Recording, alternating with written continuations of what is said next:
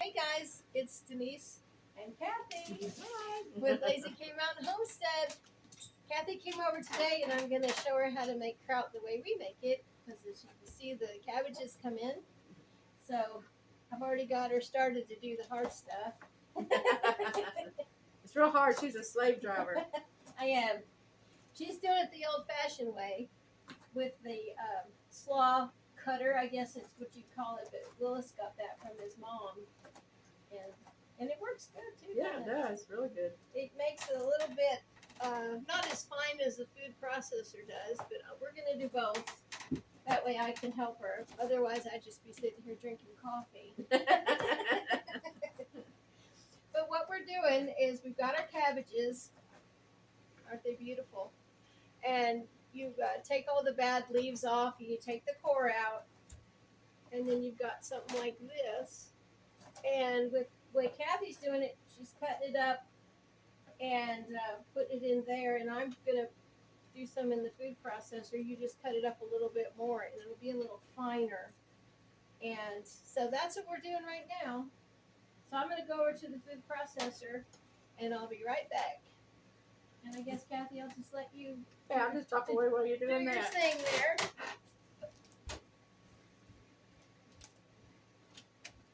I'm cheating over here. That's okay. That's the way to go. She'd be sitting here all day doing this.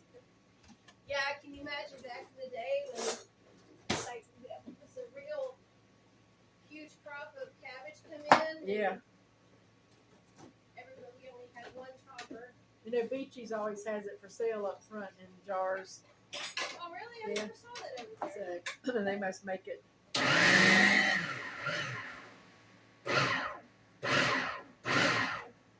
That's the Mennonite place. Yeah. That's around us. I've got a few things there.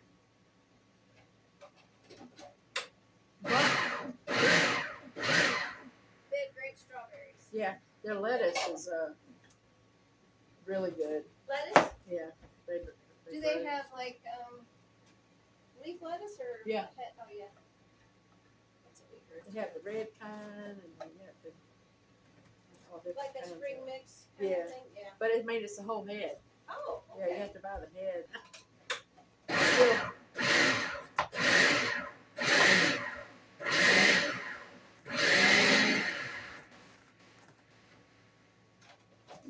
Bob swears there's nothing better than their lettuce. And it is good. It's fresh, you know.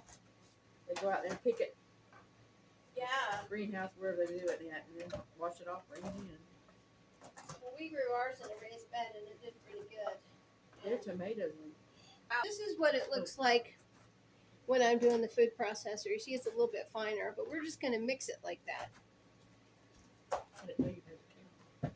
So this is what we're going to do. Let me just show you guys real quick because what you do then is you take a quart jar, and I recommend a quart jar because once it starts fermenting, it's going to take anywhere from 4 to 6 months, and it'll sink down. Let me see if I can find. What did I do with that jar I brought out here, Kathy? You did it. Oh, I probably put it in the fridge because I opened it.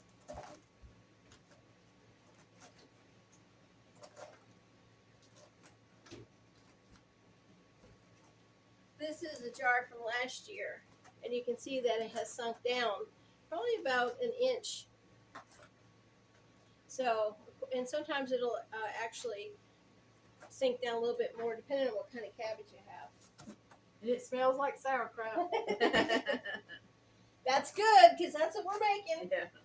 So what you want to do is, I use my canning funnel, and you just put this in here, and you're going to pack it down in each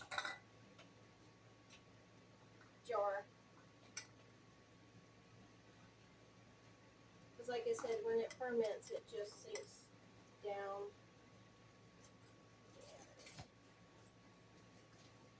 Let me get a spoon, because you really have to jam it down in here. Now, when you're using a wide mouth, you can actually use your fist. Make sure your jars are clean. They don't have any cracks or imperfections because you're going to seal them with the lid and the ring. So you just pack it down like that. What'd you buy? Did you get a regular or a wide mouth? I'm not sure, to tell you the truth. If you I think have, they're wide now. well, that's best for this. Yeah. If you have this kind, what we do is we use the bottom of a knife or a spoon and pack it down with that because you really have to pack it. I remember the packing part. Yeah. She had a wooden Yeah, dowel thing that she used. that's what Willis's granny and mom had. His grandfather made hickory handles and sold them. I told him, I said, that would have been a really cool something to know how to do. Yeah. You know, to see how I'm packing it down, Uh-huh. way down like so. And you're going to pack it and give yourself a 1-inch headspace. And I usually just, the bottom rim here, where the ring goes, is what I usually use as my guide. This one is a lot looser. That is because it's a early Jersey Wakefield. Oh, okay. It's cone head. Cone head. Early. We're using early Jersey Wakefield and ball head, Danish ball head. We just tried that this year, and that's a real thick, tight head. But we fried them, and they were real sweet. Really? Yeah, so you may have some of them. She got some of our cabbage seedlings. Her husband Bob.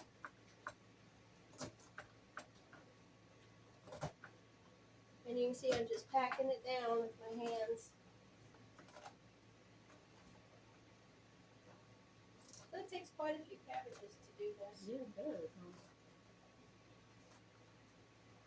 Okay, so now we're at this point, and you can see I've got it full of cabbage. Yum! Now this is a very old-fashioned way to do it. You take 1 teaspoon of salt, and we just use regular salt. If you want to use Cannon salt, you can, but we just use regular salt because that's the way I was taught. Kind of a heaping teaspoon, like so, and you just put it on top. That's going to start your fermentation process. And let me go get my lids and rings, because in all my videos I've never prepared. I never am. I always try to be. I'm going to have more on the floor than I am in the... That's okay. The goats and the rabbits will enjoy it. It doesn't go to waste.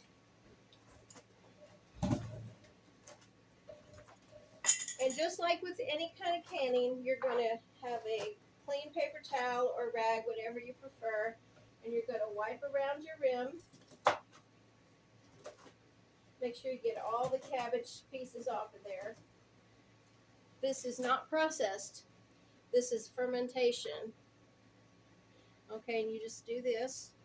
Everything is off because you don't want anything on there that might affect your seal. Take your lid and you just put it on there, and then your ring,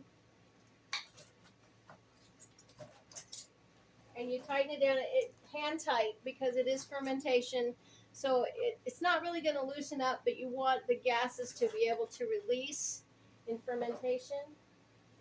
Just like if you were canning, you know, it has to just be hand tight. A lot of times people think you have to have them like so tight, and that's really not good because it's got to be able to breathe. Yeah. So that is how you make kraut the old-fashioned way. So Kathy is going to go ahead and make her own jar here. And she's putting her cabbage in. And she's going to press it down. I don't know how you are, but I'm a hands-on learner. Yeah. If I do it myself, I'll remember. Of course, we're just across the street, so. So she's just going to do this. We still have several cabbages to go, but you can see it's making a lot. It is. Yeah. We've got 2 jars done. I try not to be in the way of the camera. Make you do all the hard work. Yeah, it's hard work. It is.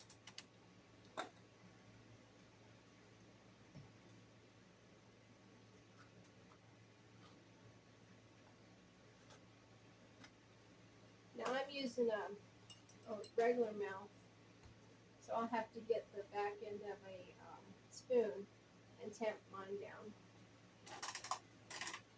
My jar is full. All right, and then you put your salt.